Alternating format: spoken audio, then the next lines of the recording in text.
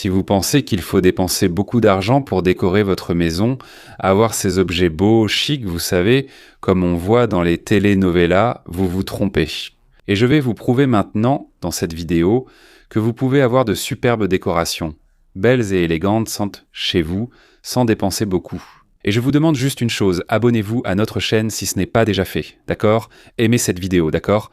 Donnez-moi ce coup de pouce, aimez cette vidéo et je vous garantis que vous allez apprécier ce contenu.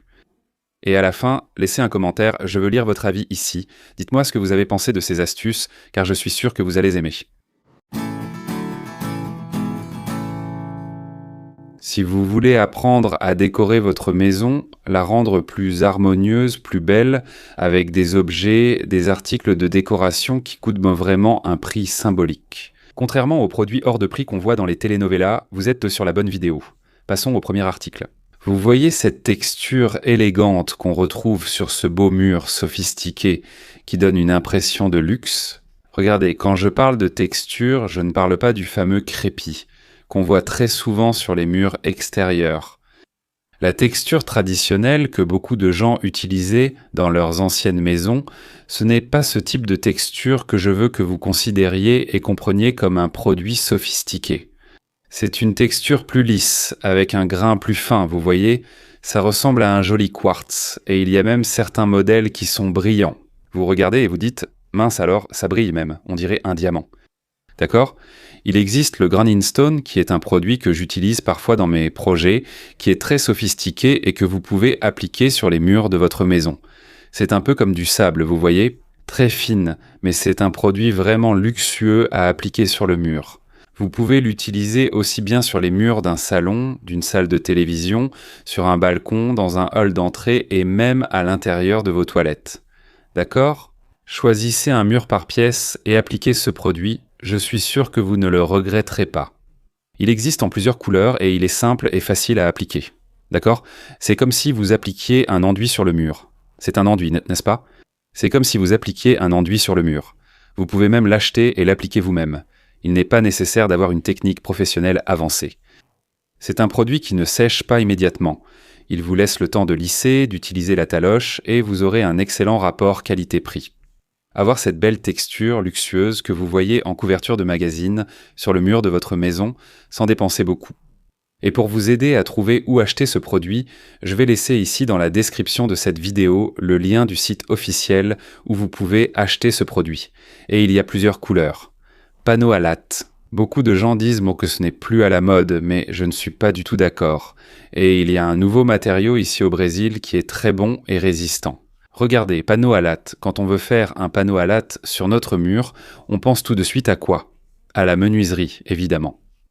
Mais il existe un matériau appelé WPC, très courant à l'étranger, qui est arrivé au Brésil en force.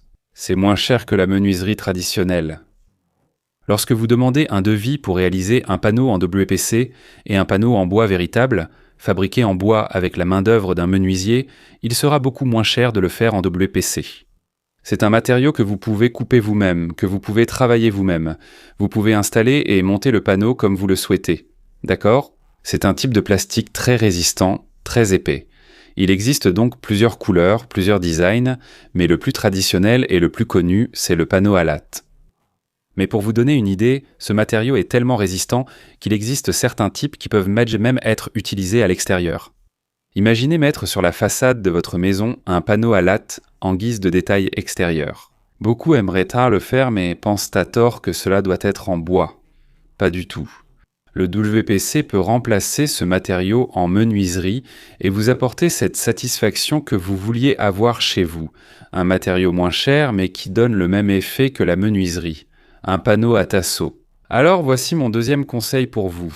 Le WPC est le matériau que vous pouvez utiliser pour faire un panneau à tasseau chez vous. Et ne tombez pas dans le piège d'écouter sur internet. Azorso Sans.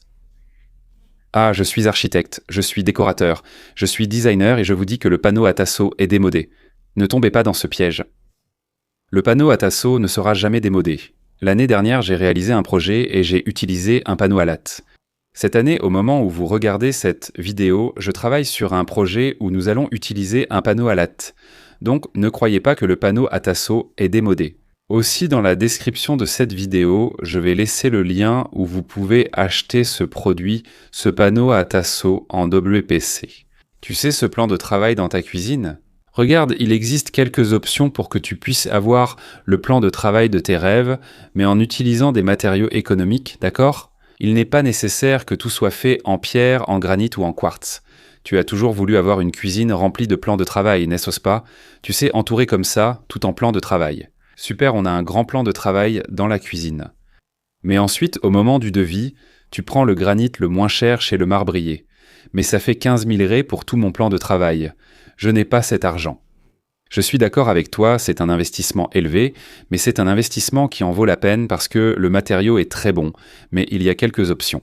Premièrement, tu peux faire le plan de travail en plaques de plâtre hydrofuge, les plaques vertes résistantes à l'humidité, puis recouvrir ce plan de travail en grès cérame ou de ciment ciré. En le recouvrant d'un matériau que j'aime beaucoup appeler du granit liquide, d'accord? C'est un matériau un peu plus cher, le granit liquide, mais il a un très bon rendement, d'accord? Un petit seau de 4 kg parfois, tu arrives à faire tout un plan de travail. Donc tu as même la possibilité de faire ce plan de travail en maçonnerie et en béton, n'est-ce pas? Faire un super travail et ensuite les recouvrir, n'est-ce pas? C'est parti-là avec ces matériaux dont je viens de te parler. Granit liquide, béton ciré ou même du grès cérame. Je ne suis pas vraiment favorable à l'utilisation du grès cérame pour les plans de travail de cuisine, non pas parce que le matériau était mauvais, bien au contraire, il était très bon, résistant, mais c'est que les arêtes du grès cérame, quand elles se cassent, pour faire la maintenance, c'est vraiment compliqué, d'accord? Donc ça devient un matériau un peu plus fragile, d'accord? Mais il existe plusieurs options que vous pouvez choisir pour réaliser économiquement votre plan de travail de cuisine sans avoir à investir autant pour obtenir cette pierre si recherchée. Si vous en avez les moyens, tant mieux. Mais sinon, faites-le en maçonnerie, en béton, en plaque de plâtre. Une bonne structure, résistante, puis recouvrez-la de béton ciré, de granit liquide, d'accord? D'autres matériaux très économiques offriront un bon plan de travail pour votre cuisine. D'accord, les amis? Alors regardez, cette vidéo, c'est juste pour vous donner un petit coup de pouce rapidement, pour vous qui voulez décorer votre maison en dépensant peu avec des objets, avec ces petites astuces rapides et basiques que je vous ai apportées. D'accord? Inutile d'investir autant pour décorer votre maison. Regardez cette vidéo, vous ne comprenez pas? Revenez au début ici, reprenez l'information encore une fois, je suis sûr que vous allez décorer votre maison, vous aurez une belle maison, mais sans dépenser beaucoup. C'est l'idée de cette vidéo, et plus généralement de la chaîne. Vous aider à décorer votre maison en dépensant peu, ou au moins en dépensant le juste nécessaire, d'accord les amis? Alors j'espère que vous avez apprécié, que ces petites astuces rapides et basiques vous ont plu. Si vous êtes arrivé jusqu'ici, abonnez-vous à la chaîne si ce n'est pas déjà fait, aimez cette vidéo. N'oubliez pas de mettre un j'aime, d'accord? Et je vous attends dans notre prochaine vidéo. À bientôt.